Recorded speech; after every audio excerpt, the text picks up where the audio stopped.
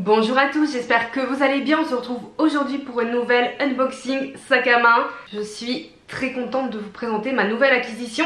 J'étais un petit peu calme au niveau des achats en début d'année 2024, je sais pas ce que vous en pensez. Mais alors là, à partir du printemps, c'est parti un peu en live. J'ai quand même fait des achats plus ou moins rapprochés de sacs, mais bon, bref. Aujourd'hui on va parler d'un sac premium, on va parler d'une marque dont je n'ai, je crois, jamais parlé sur ma chaîne, que j'ai découvert il y a quelques temps, mais voilà, ça a fait son chemin dans ma tête et ensuite j'ai eu l'opportunité de me rendre dans la boutique, donc forcément ça a un peu tout changé et j'ai craqué. C'est une très belle pièce, c'est un très beau sac, les prix sont super corrects et surtout on est sur du made in France, fabriqué en France. J'arrête le suspense, on commence tout de suite, c'est parti. Donc alors, le sac premium que j'ai acheté est un sac de la marque Maison Lafargue. Donc je ne sais pas si vous connaissez. Vous savez, moi j'aime beaucoup m'intéresser un peu à toutes les marques de maroquinerie. Je vous parle souvent des marques les plus connues parce que c'est vous qui me le demandez aussi. Mais parfois, je m'intéresse à d'autres marques qu'on connaît un petit peu moins et qui pour autant sont très intéressantes. Et j'ai l'occasion soit de m'informer sur la marque, parfois de faire des collaborations ou d'acheter moi-même des pièces aussi. J'ai eu un petit coup de cœur sur le sac, mais c'est un coup de cœur sur la durée en fait, on va dire ça. Je vais vous raconter l'histoire et je vais tout vous montrer. Donc juste un tout petit point sur la marque avant de unboxer le sac. D'ailleurs à l'intérieur j'avais un petit peu de documentation, donc je trouve ça très agréable plutôt que de regarder sur mon téléphone.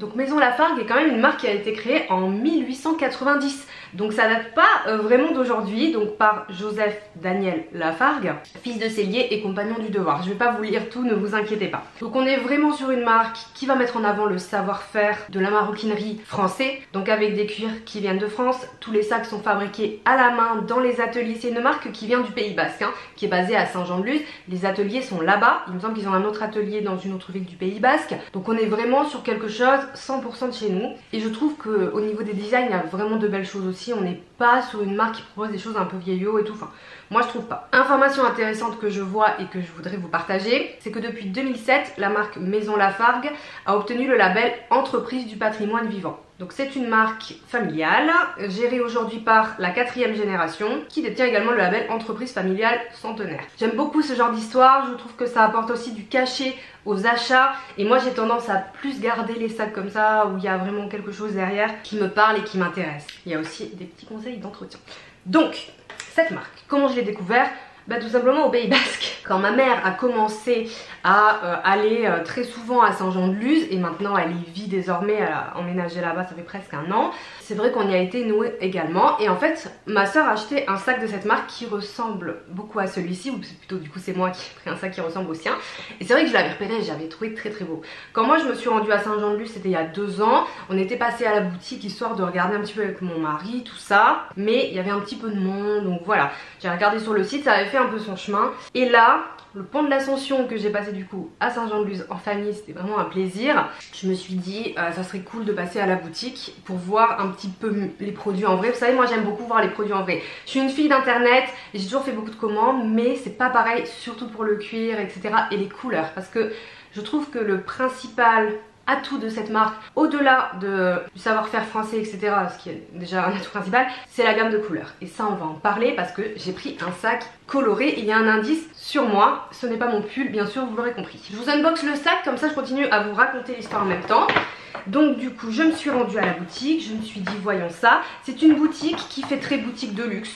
On rentre, on a les sacs exposés dans pas des vitrines du coup, mais des présentoirs, et il y a des comptoirs. Vous êtes vraiment servi par une conseillère de vente. Alors vous pouvez passer derrière, regarder les sacs évidemment, mais après vous êtes servi par quelqu'un qui va vous chercher le sac dans le stock et tout. C'est pas du tout du libre service non plus comme on peut voir. Donc il y a une deuxième salle où il y a toute la partie ceinture qui sont toutes exposées, qui sont très très belles. Il me semble que de ce que j'ai compris, c'est que les ateliers sont adjacents à la boutique. Donc on a une vraie expérience luxe. Alors oui, j'ai pas passé 45 minutes dans la boutique non plus, parce qu'en plus il peut y avoir un petit peu de monde, forcément c'est quand même assez prisé dans le secteur, mais on a une vraie expérience luxe. Donc j'ai eu du coup ma poche, mon sac dans un pochon quand même, donc ça se rapproche vraiment de l'expérience luxe pour un prix extrêmement abordable, on en parlera après. Donc je vous montre d'abord le sac, essayez de deviner la couleur que j'ai choisie. Très difficile parce qu'il y a un choix, il y a une vingtaine de coloris, rien que ça. Donc je vous montre d'abord le sac.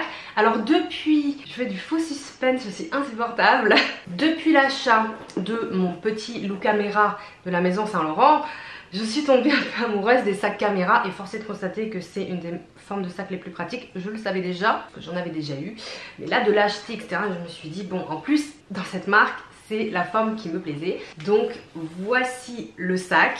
Il s'agit du modèle Potolo, donc qui est un caméra bag dans ce magnifique vert qu'ils appellent vert basque, évidemment, qui est sublime. On est sur un vert plutôt foncé, mais pas non plus sur un vert forêt. J'ai vraiment envie d'avoir un sac vert forêt, mais pour l'hiver c'est mieux. Là on a au printemps été, enfin vraiment j'avais besoin d'autre chose. Et avec la bijouterie dorée, avec ici la fleur de lys comme ils l'appellent, qui est un peu l'emblème de la marque, mais vous la retrouvez pas sur tous les sacs. Donc si vous n'aimez pas, il y a des modèles plus simples, il y a des modèles avec des détails morts et des clous aussi, ou plus simples. Moi je trouve que c'est ça qui apporte le cachet au sac caméra. Donc voilà pourquoi j'ai opté. Ma soeur a exactement le même modèle plus petit. Donc il propose du coup cette taille, on va être sur à peu près 20 cm. Il propose un format un peu plus grand qui va être sur 30 cm que j'ai essayé, qui est un peu grand pour moi. Sur moi j'ai trouvé que c'est un peu grand par rapport à mes besoins actuels. Mais si vous cherchez plus grand, le 30 cm sera parfait. Il n'est pas non plus énorme. Et après il y a plus petit, je me souviens plus du nombre de centimètres, mais je crois que celui de ma soeur il est comme ça. Donc tout petit tout petit. Et elle a exactement le même en vert. Donc on va être sur un cuir grainé qui est sublime, qui sent vraiment fort le cuir. On va être sur du cuir de vachette, c'est pas précisé sur le site pleine fleur, donc je pense que ça ne l'est pas, parce que si c'est le cas généralement les marques le précisent. Mais bon, on est quand même aussi sur du cuir français. Toute la fabrication, tous les sacs sont fabriqués à la main, je le trouve extrêmement bien fait, il est assez solide, le cuir grainé ça va être très résistant. On a une anse pour le porter du coup en crossbody ou à l'épaule, qu'on peut régler sur les côtés. Vous avez un réglage à l'aide de 2 boucles sur les côtés, donc ça je trouve ça bien. Parce que souvent, on a plutôt des réglages avec une boucle comme sur le Saint-Laurent, vous voyez, au niveau de la hanche.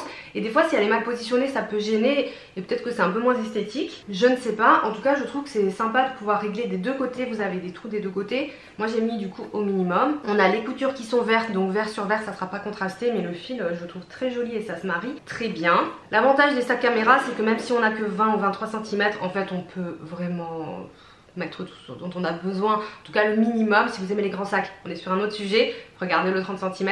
Je sais pas s'il est sur le site, je suis pas sûre, mais si vous passez à Saint-Jean-de-Luz, arrêtez-vous à la boutique, je vous en prie. Ils sont ouverts du lundi au samedi il me semble.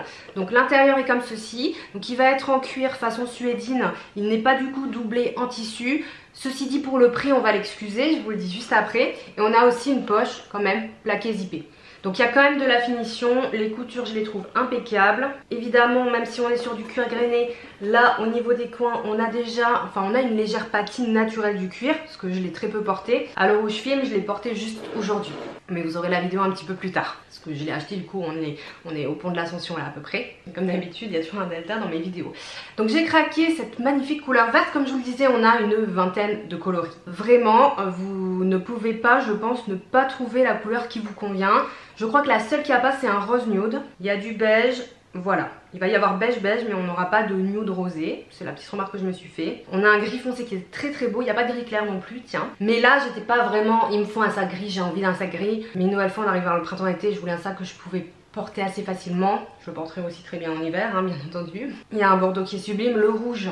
C'est le rouge basque. Il est magnifique, j'adore le rouge, c'est ma couleur favorite avec le vert. J'ai pas pris rouge parce que le Sabrina Paris que j'ai acheté l'année dernière et que j'adore, en plus la marque a arrêté ses sacs, enfin du coup je suis très attachée à ce sac. Et même si là on est sac à rabat caméra, vous voyez c'est un peu le même format. J'avais pas envie d'avoir un doublon, on risque de délaisser celui-là ou de moins porter l'autre. Je me suis dit c'est dommage. Tandis que des sacs verts, alors je commence du coup à étoffer un peu ma collection. J'ai un kaki de chez Longchamp, j'ai le pollen qui est vert sauge mais qui est plutôt clair. Là on est sur autre chose, il me manquerait un vert sapin pour compléter. Mais j'ai une petite idée peut-être du modèle que je voudrais. Bref, il est sublime.